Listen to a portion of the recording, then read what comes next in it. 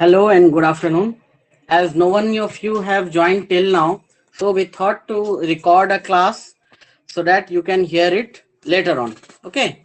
Try to join it on time. It's already half an hour, almost half an hour we have spent, and no one have still joined, able to join that. No matter what the condition may be, am I audible or not? We are trying to record this class for half an hour, for next half an hour. If some people will join in between, we will extend the time. Okay. So we have reached up to paragraph number 41. Okay, we are dealing with the concept of derivative methods. Okay. That is what nature is trying to do in disease. One group of allopathic physician were copying it, and that was termed as deus natura. Okay, so this is paragraph number 41. uh, in this paragraph, let me read it. In almost in which the subdue the violence of a dangerous malady by evacuating bloods by means of vomiting, coughing, and etc. These are actually the endeavors of vital force to subdue the natural disease. Okay. Be clear that these are not the practice of modern school nowadays. These were the practice of olden days of Hahnemann's time, which he is reviewing. Okay, it is a uh, means it is a sort of practice. Okay, antipathy, tolecosm, and this derivative method.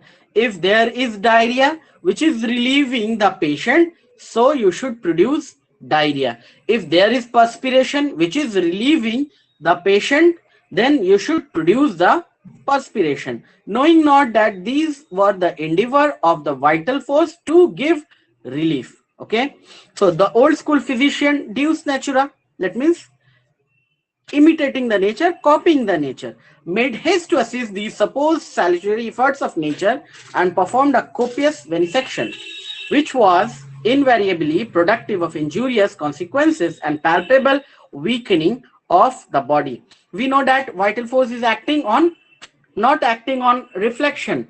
It is unintelligent, not thinking. Okay, anyhow, its sole motto is to preserve the life anyhow.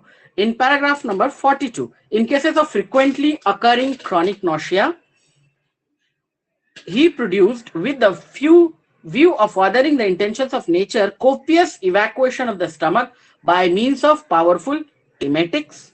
Okay, never with a good result, often with bad, not infrequently dangerous, and even fatal consequence. What we in the modern school, what they used to give? They used to give some antipathic medicines. Okay, what these are? Anti-emetics. Okay, when there is vomiting, they will try to stop it by antipathic. Try to stop it by this anti-emetics. Okay, which is stopping the vomiting reflexes.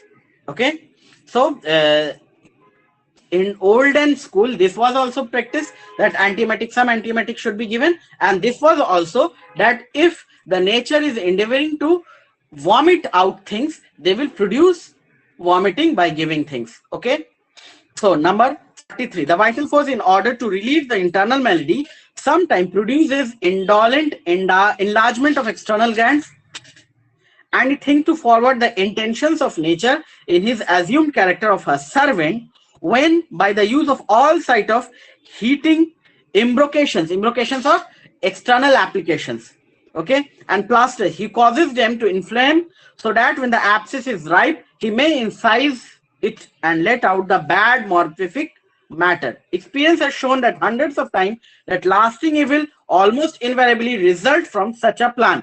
Okay, this is a reference of olden practice. When there is a tonsillitis, or there is some abscesses or some infection of the breast, there are enlargement of the lymph glands of cervical region or the lymph gland of axillary region. They observe, the olden physicians observe that this is a thing nature is trying to produce. Okay, so they will try to ripe it out. They will try to ripe it out. Still, these things are being practiced in Ayurveda and Unani. They will apply something above it and they will tell that I am trying to ripe it out so that I will make a incision and you will be get cured of your uh, disease. Paragraph number 44. And having often noticed slight amelioration of severe symptoms of chronic diseases to result from a spontaneous night sweat or frequent liquid stool, he imagines he is who here? He is the old school physician, the allopathic physician, bound to obey these hints of nature, that is, deus natura, copying the nature, and to promote them by instituting and maintaining a complete course of sweating treatment or by employment of so-called gentle laxative for the years in order to promote and increase these efforts of nature, which he thinks tend to cure of the whole chronic affection and thus to free the patient more speedily and certainly from his disease. Okay, number 45. But he thereby always produced quite the contrary result, aggravation of the original disease. Okay, in conformity with these preconceived but unfounded ideas, which ideas? That deus natura, copying the nature, the old school physicians go on thus promoting the efforts of diseased vital force and increase those derivations, okay, and evacuations in the patient which never had to desired end and but always disastrous, without being aware that all the local affections, evacuations, and seemingly derivative efforts set up and continued by unintelligent again and again. These are the prefix attached with the vital force. Unintelligent vital force, when left to its own resources for the relief of the original chronic disease, are actually the disease itself. Okay, let me refer you here to the paragraph number, aphorism number 15. Okay, read it by yourself and you will get an idea that the symptoms produced by the vital force is nothing but the disease itself. Okay, so these efforts are nothing but the disease itself. So these derivative methods are not being practiced, at least in the modern school. So all these are of theoretic value. Okay, it may be in practice in the Ayurvedic or Unani school of medicine. They are still practicing. You will get a footnote here in paragraph number 45, where Hahnemann is saying about the antipathic mode of application of medicine. Antipathic application means what they are doing here, they are promoting the nature to what the nature is trying to, what the vital force is trying to do in order to cure. When it is left it on its own resource, they are trying to promote. But there are physicians who are using antipathic mode of things. So stop the video here and just read this footnote. Okay, you will get the description of antipathy in this. Okay, so now come to paragraph number 47. And everything that crude nature does to relieve itself in disease, in those of an acute,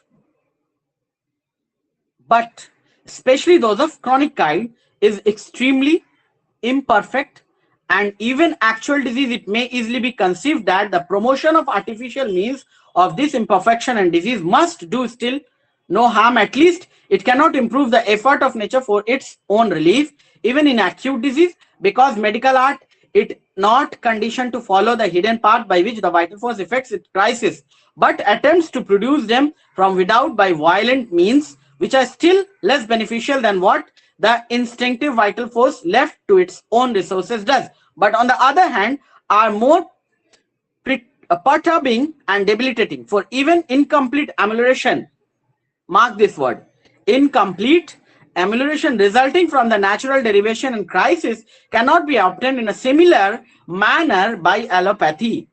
With all its endeavor, it cannot produce anything like even the pitiful relief of the vital force left to itself is able to afford.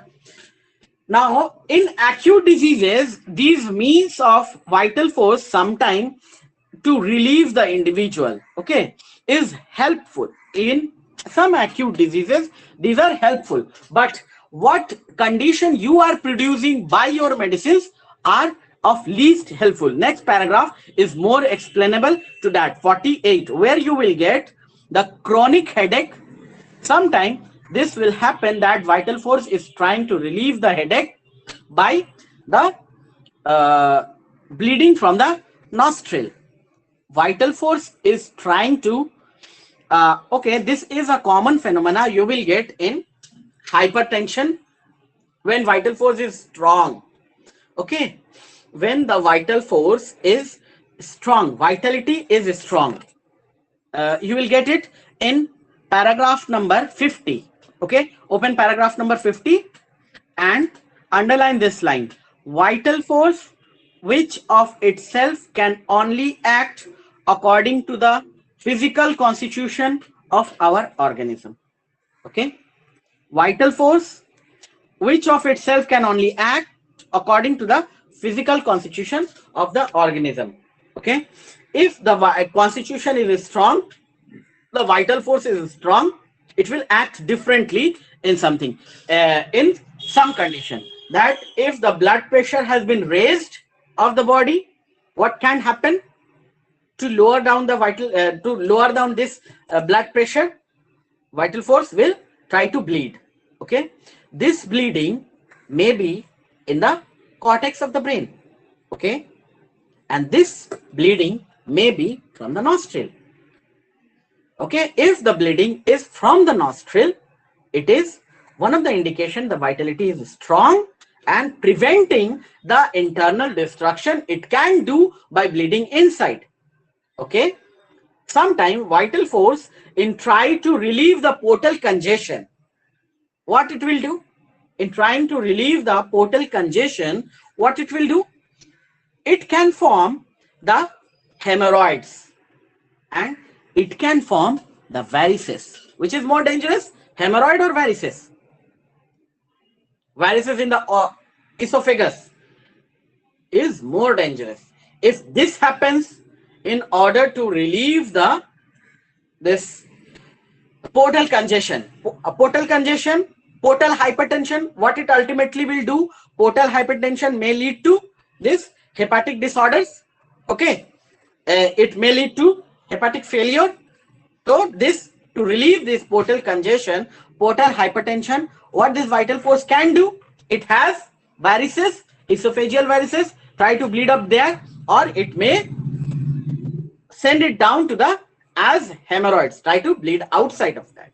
Okay, so in order to relieve the tension in the blood, the vital force can do these things by its own. But if you are saying, I will bleed the nostril, I will cut the vein, I will try and produce this hemorrhoid and will cure the organism, this is not a good idea, and it is abandoned practice in the modern school also. In the old school also it is not being practiced. But try to understand what vital force is trying to do. Okay, these are producing now in vital force have produced the hemorrhoids. Now if you are cutting that hemorrhoids, one method, derivative methods, what it was to produce more hemorrhoids. Okay, derivative method. Another method of modern school is to cut that hemorrhoid. What will result? It will result in portal congestion. Again, vital force will try to redirect the organism. It is also a kind of suppression. When you go through, so we are drifting away from our topic, but it is needed to be discussed what vital force is doing and how it is doing in order to relieve the internal malady. Okay, so vital force is producing these sort of things and you are trying to cut it short and then redirecting. It is nothing but suppression. When you will read the suppression chapter in Roberts philosophy, pause the video. You can pause the video here and go through the suppression chapter of the Robert's philosophy. You will get surgical suppressions, and there are many examples of surgical suppression. There may be surgical suppression in forms of removal of the tumor, surgical, and this surgical suppression may be in forms of removal of these hemorrhoids. Okay, and this will redirect the vital force to again to allay this internal malady, but it is acting. If the varices opens, and remember one thing, that if the hematemesis is coming out from this varices, okay, it is often the beginning of the end of the life. It is so dangerous a condition.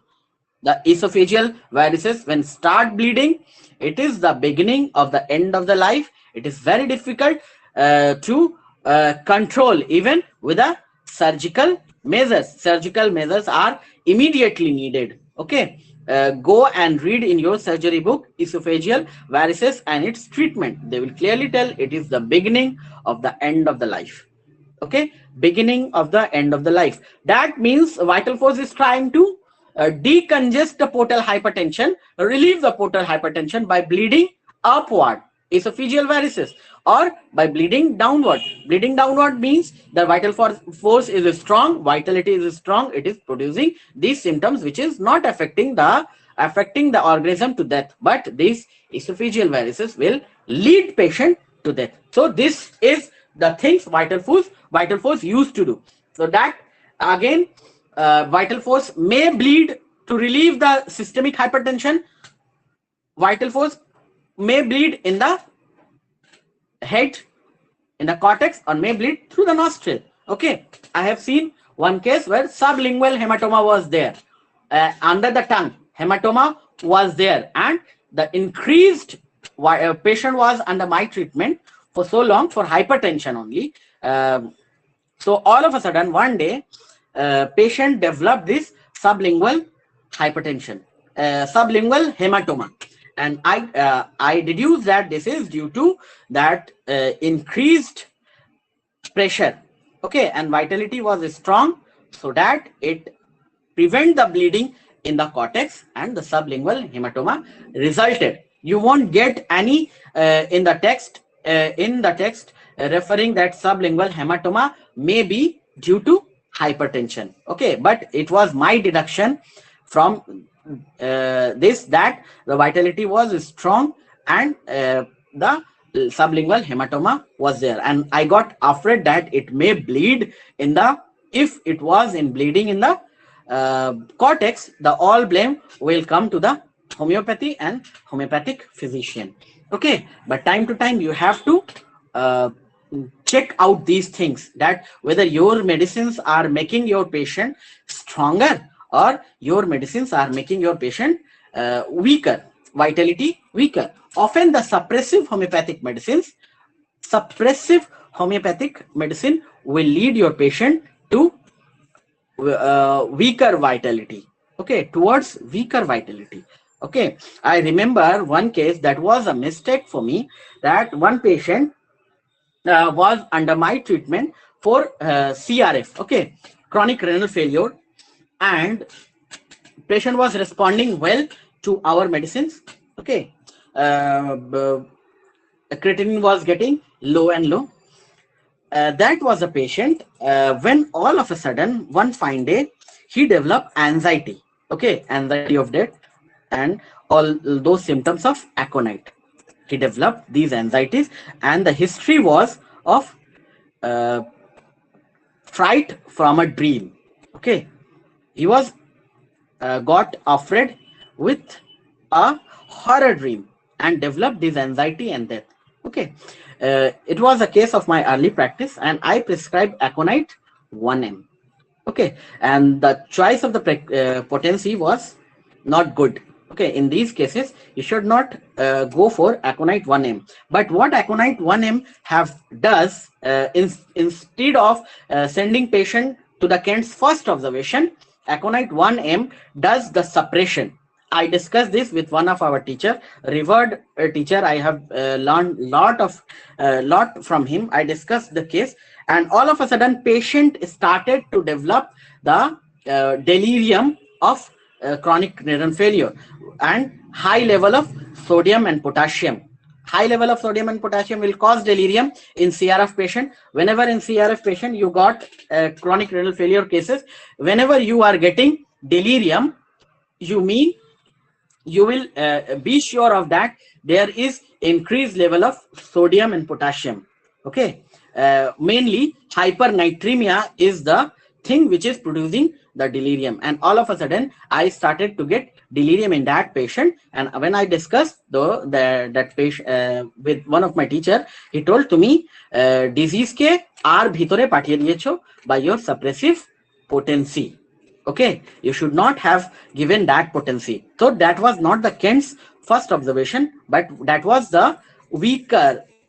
I have sent the vitality to its lower level and it was producing these sort of symptoms. Okay, so always সবসময় লক্ষ্য রাখবে যে তোমার medicine পেশেন্টকে week করছে, ভাইটালিটিটা week করছে, and how you will get that vitality is getting weaker, you will get the symptoms on that plane.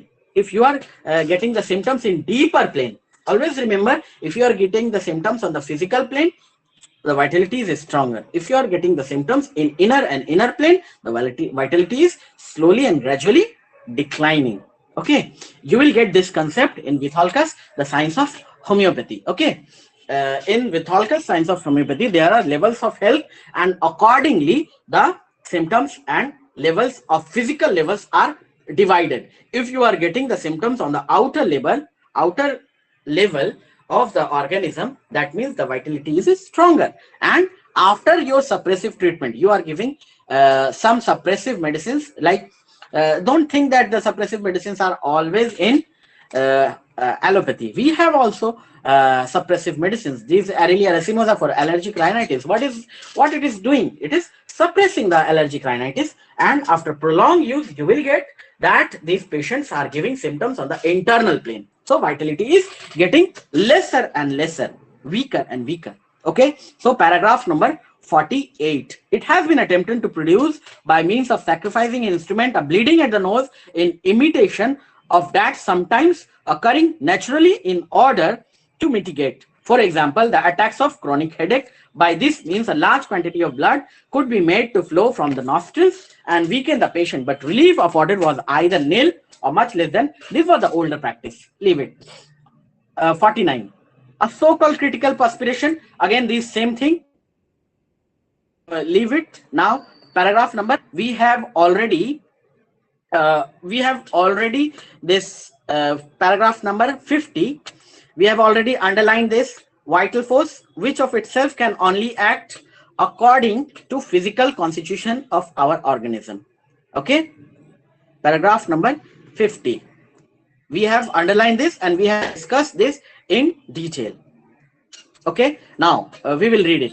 But the vital force, which of itself can only act according to the physical constitution of our organism, by the reason and knowledge and reflection was not given, regarded, not guided by reason, knowledge and reflection, was not given to man to be regarded, this is important, was not given to man to be regarded as the best possible curative agent to restore those lamentable deviations from health to the normal condition. It was not the vital force duty. If it was so, vital force can prevent the disease. We have discussed this topic before also.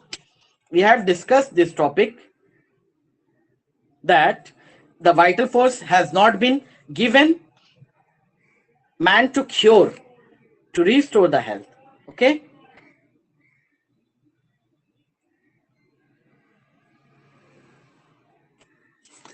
somewhere we have discussed this, that it is not the duty of vital force to. Okay, this footnote to aphorism number, I think it is footnote to aphorism number 22, 6th edition. 1 2 3 4 5 6 7 1 2 3 4 1 2 3 4 5 6 7 8 9 10th line, 6th edition footnote, 10th line. Vital energy which is implanted in our organism so long it is healthy to carry on life in harmonious development, but not to heal itself in disease. This was not the work of vital force. What work of vital force is? Vital force is doing, trying to maintain the harmony when the person is in health. Okay, this is not the role of vital force to cure, but it can ask the physician to cure itself by the symptoms it produces. Okay, so this was not the role of vital force. Number 51. What sensible, now again this derivative methods has been discussed. What sensible man would imitate the efforts of organism for its own preservation? Okay, a question mark. These efforts are in reality the disease itself, and morbidly affected vital force is producer of the visible disease. Okay, vital force is not visible, but vital force is sick. He is saying it by this. It must therefore necessarily follow that all artificial imitation and likewise the suppression of these efforts, imitations, that means the derivative methods, suppression, that means the antipathic methods. Okay, what we have discussed in that footnote to paragraph number, I think, footnote to paragraph number 44, I think. Okay, this last footnote.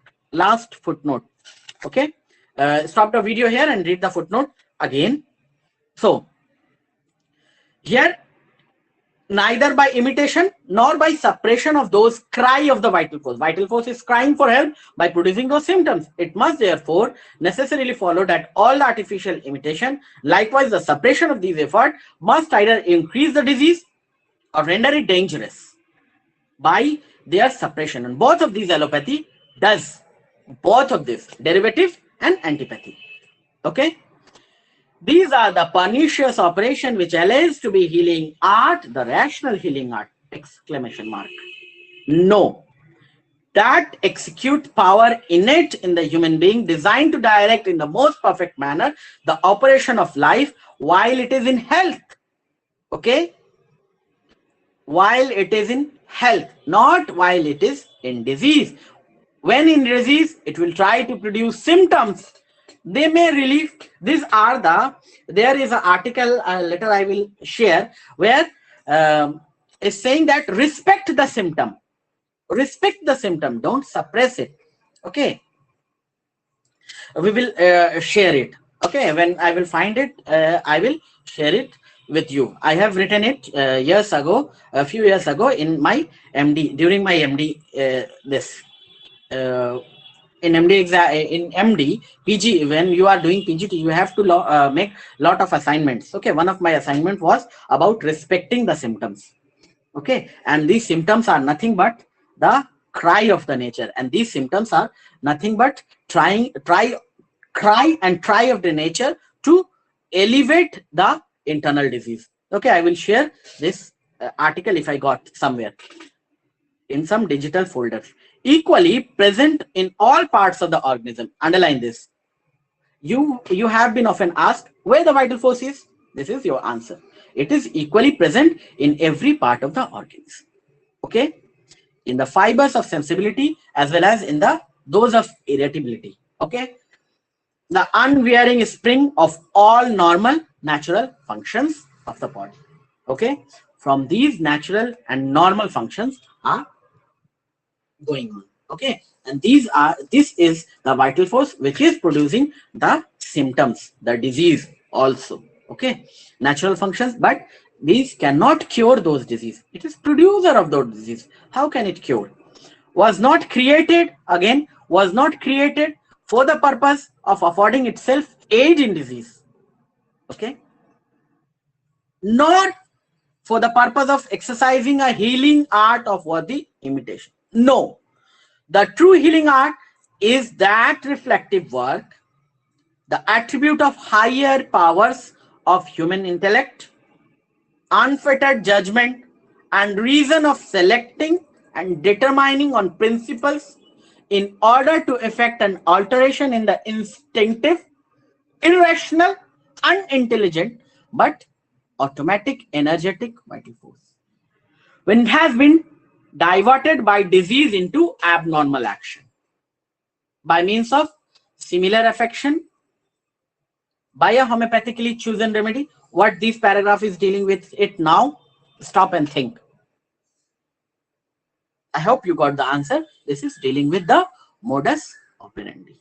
Okay, where else modus operandi have been discussed? It has been discussed in aphorism number 29. Okay,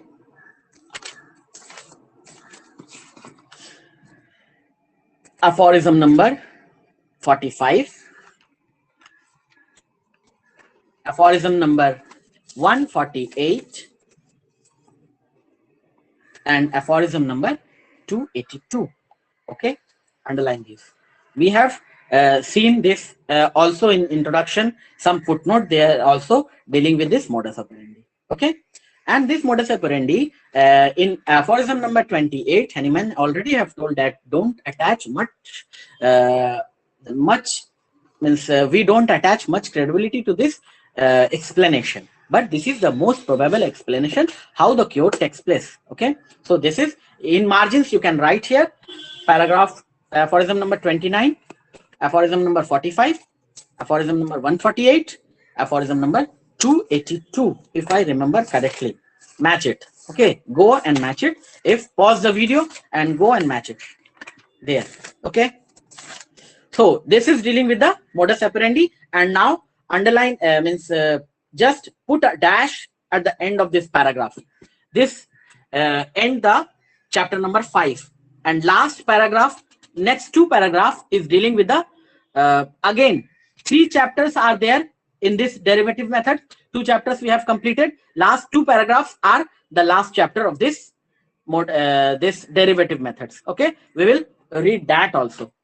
Under the methods of treatment of old school, I have just detailed these last 2 paragraphs is consist the chapter number 6, where we will end our and you will just at the end of paragraph number 54, sorry, paragraph number 54, just put a line in, just put a dash. I hope you understand what dash I mean. Okay, let me tell you again that this kind of dash, this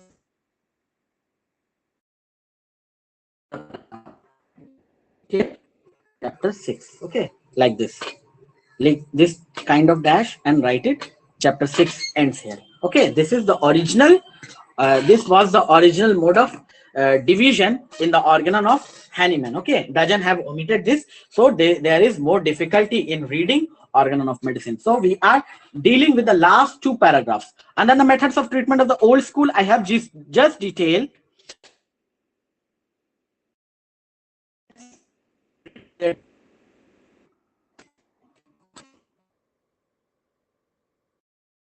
In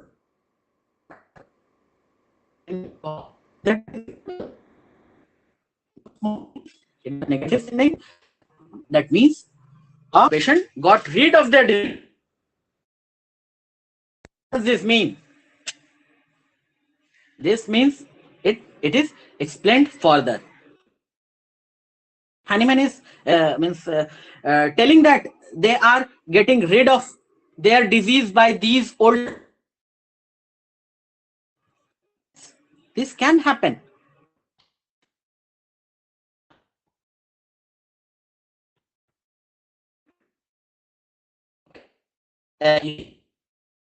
Not be cured. Also diseases. What is happening in acute diseases? In acute diseases, it is of shorter duration. Whatever they are doing, they are trying to relieve the patient of their symptoms, and acute disease of shorter duration will get rid by itself. Okay, so it can be said that a greater number of diseases can be cured with this. This is not a cure, this is a recovery where you have tried and managed the symptoms. In acute disease, acute headache was there, fever was there, headache was there, okay, of acute nature, of not severe acute, only a mild acute. बारिश में भीगा, थोड़ा सा सर्दी हुआ, थोड़ा सा खांसी हुआ and fever हुआ. you gave your palliative medicines to take care of these symptoms, antipathic, and disease run its course. Okay, patient is under delusion, the physician is under delusion that they have cured the symptom. No, they have not cured the disease, but they have suppressed those symptoms and disease have exhausted its course.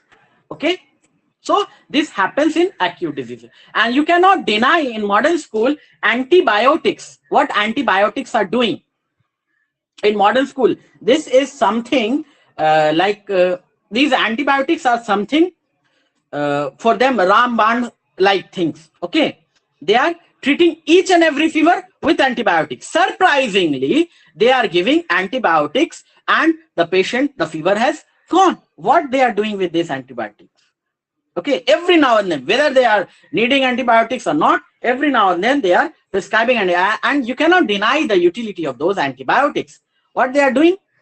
And now, what are your concept? If we were live, I would have, if some of you would have been there, I would have liked to discuss about your instance, your stand on the use of antibiotics. What is your stand on the use of antibiotics, and what is your concept of this bacteria? Okay, whether it is the disease producing matter, bacteria, or whether these are the result of disease.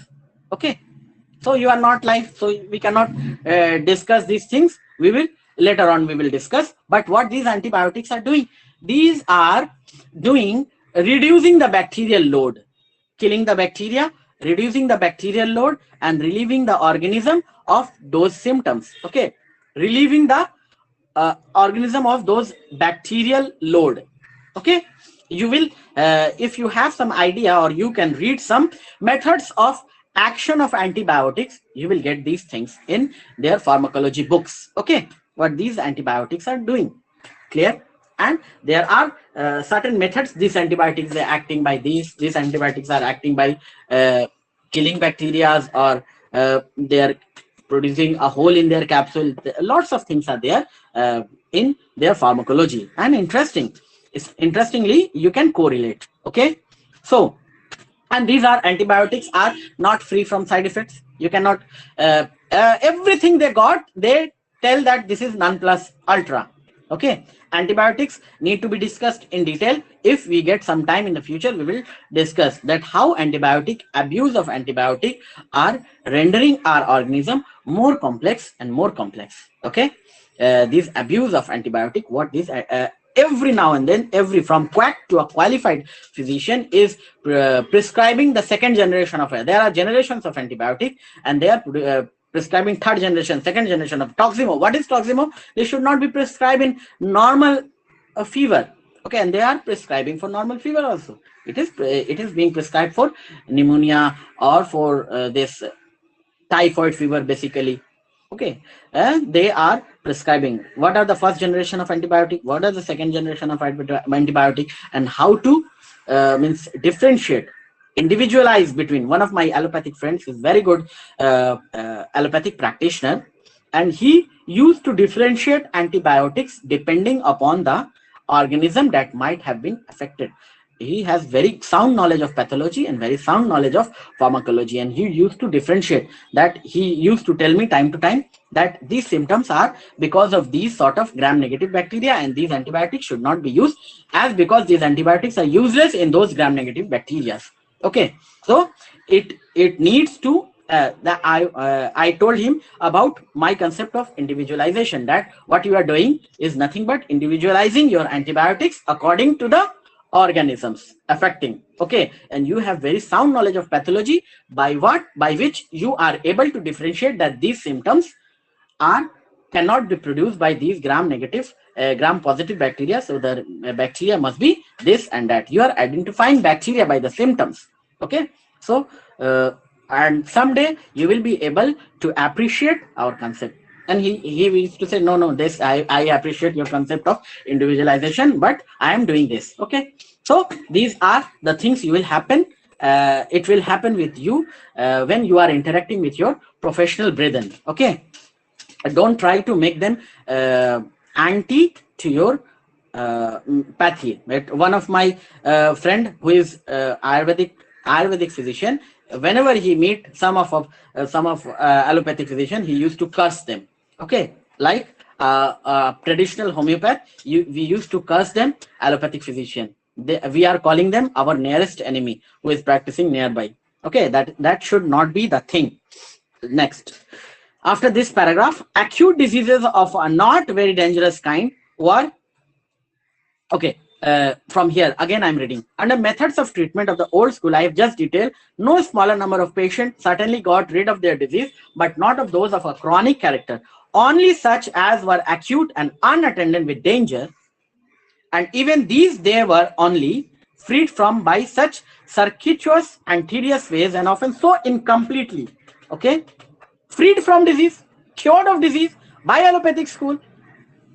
Okay, so acute disease of not very dangerous character were by venesection, suppression of one of the chief symptoms through the instrumentality of an enantiopathic palliative remedy kept under, or by means of counter-irritant and derivative remedies, antagonistic and revulsive remedies applied to other than the disease spots, suspended until the natural time of the duration of short malady had expired.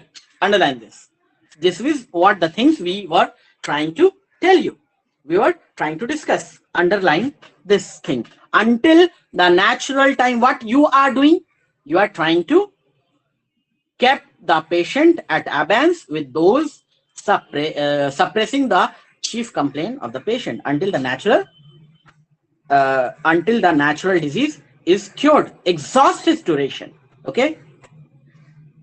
These methods were consequently indirect and unattended with loss of strength, humus, so much so that in patients who treated, the greatest and most important measures for complete removal of disease and for restoration of the lost strength and humus remains to be performed by nature herself. In these cases also, that there is loss of humor, the weakness, the debility remains there. You will be surprised to find that patient under your treatment recover from acute disease will not go through those debility and exhaustion of strength, but by allopathic you will get the debility.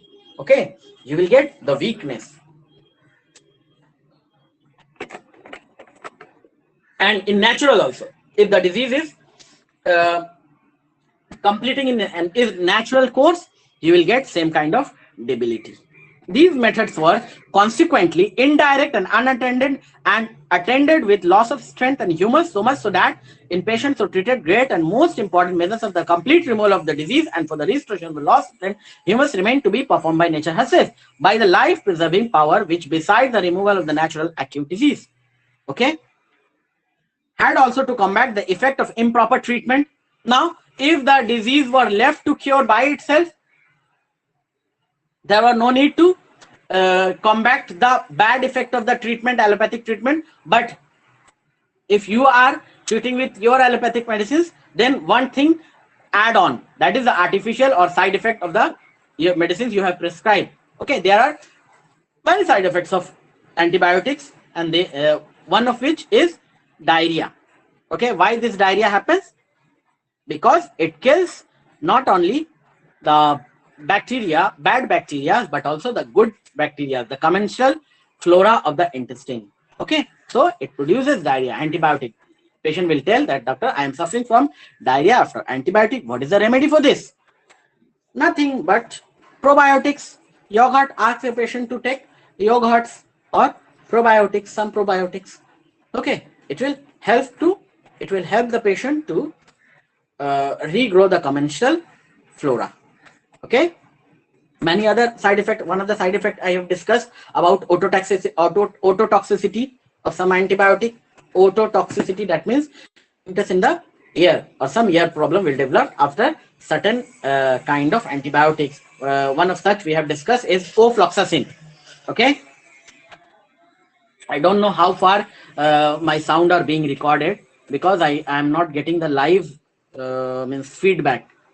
So this will be the last paragraph we will discuss, paragraph number 54, and put a dash like this, chapter, end of the chapter 6. And here the this derivative section has ended here. It remains a very doubtful question whether the natural process of recovery in acute disease is really at all shortened or felicitated by this interference of old school, as latter cannot otherwise than the vital force, namely indirectly, but its derivative and counter irritant treatment is much more injurious and much more debilitating. Next one chapter, next one chapter up to chapter number 7 is dealing with this tonics. Okay, we will deal it with in next class. Finally, you came, Rashmi. I recorded this class without any single student. Can you hear me?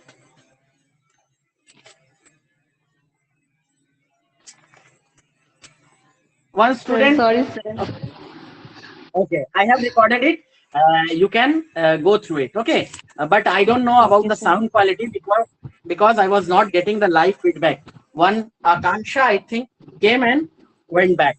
Okay, so I cannot wait for long. I waited for almost half an hour for you people to come, but no one came. So I started class. I recorded this class. We have finished up to paragraph number, I think, paragraph number 54. Okay, please go through it, and if any difficulty, ask in the question or try to attend the live Okay, class so sir. that it will be more interesting, and I Sorry, will sir. be I getting was busy live. today.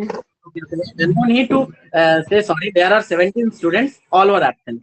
Okay, so you need not to be sorry only because you are present in most of the class. At least if at least one or two students are present, we can easily record these classes. Okay, thank you. I cannot say for Thank thank you, you for sir. giving. Okay, I cannot say thanking for giving me your attention because these are the recorded class. I don't know how far you will be attended in.